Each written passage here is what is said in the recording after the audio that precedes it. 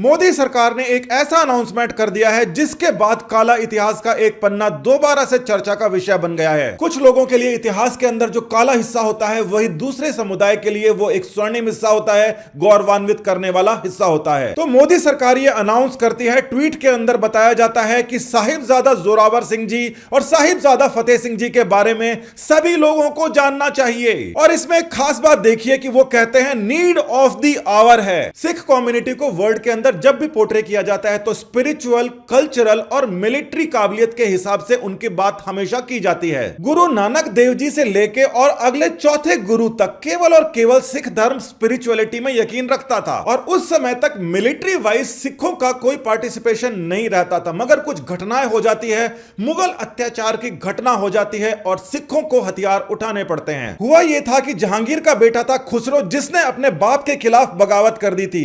इसीलिए जहांगीर ने इसको मरवाने के लिए अपने लोगों को भेजा। खुसरो भागते भागते गुरु अर्जन देव जी के पास में आता है, जहां पर इसको शरण मिल जाती है और साथ ही के अंदर कुछ आर्थिक मदद भी मिल जाती है, जिससे जहांगीर बहुत ज्यादा गुस्सा हो जाता है। अब देखिए, गुरु के द्वार से कोई खाली हाथ नहीं जाता। जो भी वहां पर पहुंचता है अपने हाथ फैलाता है, गुरु उसको अपना आशीर्वाद देते ही हैं। इस बात से गुस्सा खाके जहांगीर, जो पहले ही परेशान था अपने बेटे से और बहुत ही क्रूएल था, उसने गुरु जी की हत्या करवा दी। तो उनके बाद में जो नेक्स्ट गुरु बने, उन्होंने कहा कि केवल स्पिरिचुअली हमें स्ट्रांग नहीं बनना है, हमें अपनी मिलिट्री ताकत भी बढ़ानी पड़ेगी, हमें अपनी रक्षा करनी आनी चाहिए। तो ये गुरुओं की हिस्ट्री के अंदर एक मेजर अपडेट था और इसके बाद में शुरुआत होती है सिखों के जांबाज बनने की। तो आने वाले गुरुओं ने स्पिरिचुअल मैसेज तो दिया ही, अपने आप को ताकतवर बनाने का मैसेज दिया और आशीर्वाद भी दिया। तो चौथे गुरु के साथ में मुगलों ने क्या किया, वो बात खत्म नहीं हुई। नवे गुरु थे गुरु तेग बहादुर जी। उस समय का मैप देखकर अंदाजा लगाया जा सकता है ज्यादातर नॉर्थ मुगलों के अंडर आ चुका था और बहुत तेजी से धर्मांतरण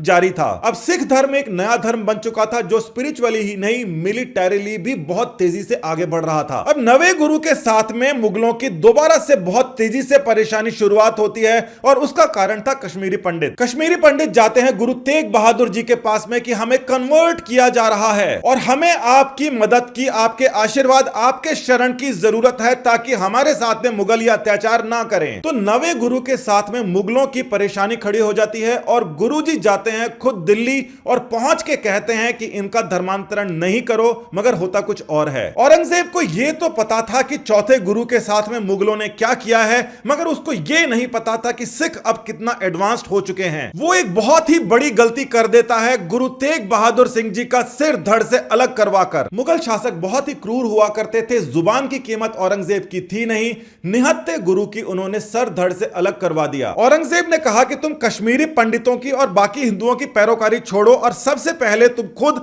इस्लाम के अंदर कन्वर्ट हो जाओ तो तुम्हारी जान बख्शी जाएगी, नहीं तो तुम्हें मार दिया जाएगा। औरंगजेब की बात पूरी हुई नहीं, गुरु तेग बहादुर जी ने अपना धर्म बदला नहीं, धर्म की रक्षा करते हुए वो शहीद हो गए। तो सिखों के पांचवें गुरु से मिलिट्री ट्रेनिंग शुरू हो जाती है और उनके नवें गुरु की शहीदी के बाद में यह समझ में आता है कि केवल मिलिट्री ही नहीं, पॉलिटिकल ट्रेनिंग भी शुरू की जाएगी, यानी कि अब खुद का साम्राज्य बनाया जाएगा। तो यहीं से नींव पड़ जाती है सिख साम्राज्य के उभरने और मुगल साम्राज्य के नेस्तनाबूद होने की। स्पिरिचुअल के बाद में मिलिट्री और अब पॉलिटिकल पावर भी गेन करने की सोच लेते हैं सिखों के गुरु और उसके बाद में मुगलों को इतना कमजोर कर दिया जाता है कि साम्राज्य ही ढह जाता है। ये जो मैप आप देख सकते हैं गुरु तेग बहादुर जी की शहीदी से पहले का मुगल साम्राज्य है और इसके बाद के अंदर सिख डायनेस्टी काफी बड़ी थी, बहुत बड़े के ऊपर उन्होंने अपना साम्राज्य स्थापित किया था। तो अब जान लेते हैं साहिबजादा जोरावर सिंह जी और साहिबजादा फतेह सिंह जी की कुर्बानी किस प्रकार से काम आती है मुगल एम्पायर को खत्म करने के लिए और प्रधानमंत्री ऐसा क्यों कह रहे हैं कि आज के समय इस बात को याद करने की आवश्यकता है। सिखों के 10वें गुरु गुरु गोविंद सिंह जी एक बहुत बड़ा लैंडमार्क है सिख हिस्ट्री के अंदर। इन्हीं के बच्चे थे ये 4 साहिबजादे और जिनके अंदर इन 2 साहिबजादों की बात चल रही है। मुगलों के गुरु गोविंद सिंह जी से वही लड़ाई थी जो पहले वाले गुरुओं से थी, मतलब इस्लाम के अंदर वो कन्वर्ट नहीं हो रहे थे और साथ के अंदर आवाज उठा रहे थे। कई सारी लड़ाइयां जीतने के बाद के अंदर अनंतपुर के अंदर बहुत सारे लाखों की तादाद के अंदर मुगल घेर लेते हैं और यहां से गुरु गोविंद सिंह जी को निकलना पड़ता है। मगर होता क्या है कि गुरु गोविंद सिंह जी अलग हो जाते हैं और इनका परिवार अलग हो जाता है। लाखों की संख्या में मुगल सेना अनंतपुर साहिब को घेर लेती है। अंदर गुरु जी को और सबको पता होता है कि योद्धा तो सारे शहीद हो जाएंगे, मगर औरतों, बच्चों, कमजोरों के साथ में मुगल क्या बर्ताव करते हैं।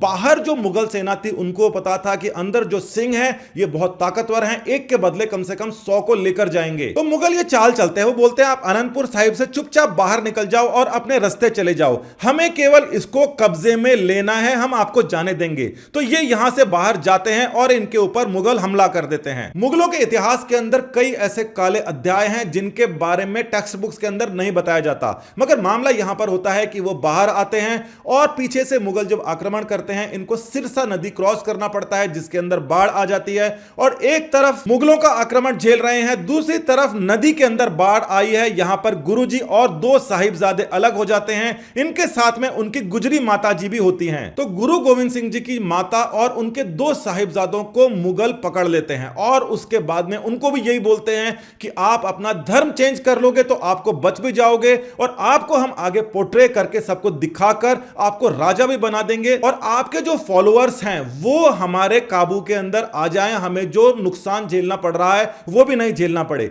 मगर छोटे छोटे बच्चे इस उम्र के अंदर भी मना कर देते हैं। वो ये कहते हैं और उन्होंने कहानियां सुनी होती है कि उनके दादाजी ने भी किस प्रकार से अपने धर्म की रक्षा करने के लिए इस्लाम में कन्वर्ट नहीं हुए थे। तो ये जो जगह है इतिहास का एक दस्तावेज है, यहां पर माता गुजरी और 2 साहिबजादों को कैद कर लिया जाता है और इनके इस्लाम में कन्वर्ट नहीं होने की वजह से इनको जिंदा ही दीवार के अंदर चुन दिया जाता है। मगर ये जो दीवार है ये ढह जाती है और इसके ढहने के बाद में जब इनकी सांसें चल रही होती हैं तो उनका गला तराश दिया जाता है। धर्म की रक्षा करते हुए 2 साहिबजादों ने अपनी जान दे दी मगर फिर भी वो पीछे नहीं हटे। जब ये बात गुरु गोविंद सिंह जी को पता पड़ती है उस समय गुरु गोविंद सिंह जी निराश होते हैं उनके बेटों की शहादत के बाद में, और वो एक तीर मारते हैं जमीन के अंदर और कहते हैं कि मुगलों के अब दिन गिने चुने ही बचे हैं। पूरे भारत के अंदर यह बात फैल जाती है कि किस प्रकार से क्रूरता पूर्वक बच्चों के साथ में यह सलूक किया गया है और मुगलों के प्रति रोष प्रकट होना शुरू हो जाता है। ना सिर्फ यहां पर सिख एम्पायर की शुरुआत हो जाती है इसके बाद में, बल्कि मुगलों को इतना कमजोर कर दिया जाता है कि बाहर से जो आक्रांता आते हैं वो जो पहले से बाहर के आए हुए आक्रांता लुटेरे थे उनको यहां से वो डिस्प्लेस करने की शुरुआत करते हैं। उभरते हुए सिख साम्राज्य ने मुगलों को इतना नुकसान पहुंचाया, इतना कमजोर कर दिया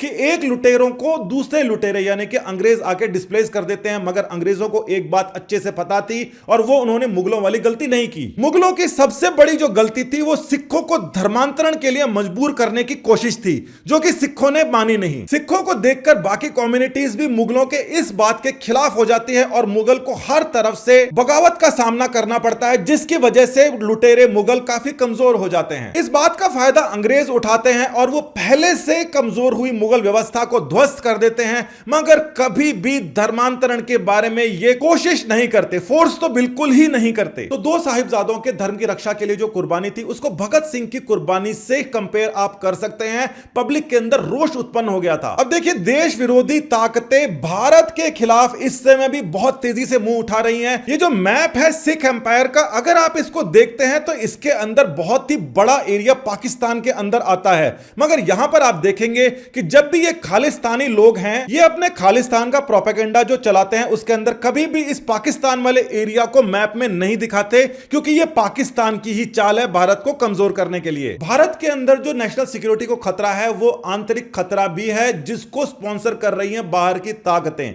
इसीलिए ये नीड ऑफ द आवर है कि सब एक साथ रहें और धर्म की रक्षा को आज के समय देखा जाना चाहिए भारत की रक्षा किस प्रकार से हम कर सकते हैं। इसीलिए मोदी कह रहे हैं ये आज के नीड ऑफ द आवर है। तो 2 साहिबजादों के शहीदी दिवस यानी 26 दिसंबर को वीर बाल दिवस भारत सरकार ने आज के दिन घोषित कर दिया है। सभी एकजुट रहो, कुर्बानियों से सीखो। नमस्कार, धन्यवाद, जय हिंद।